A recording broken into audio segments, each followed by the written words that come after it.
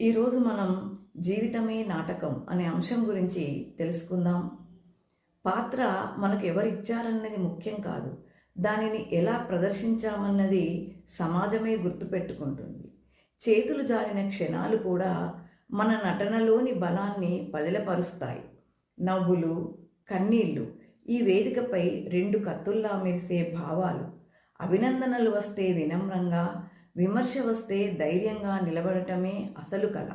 మనల్ని చూడడానికి వచ్చే వాళ్ళు ప్రేక్షకులు కాదు, మన జీవన ప్రయాణానికి సాక్షులు.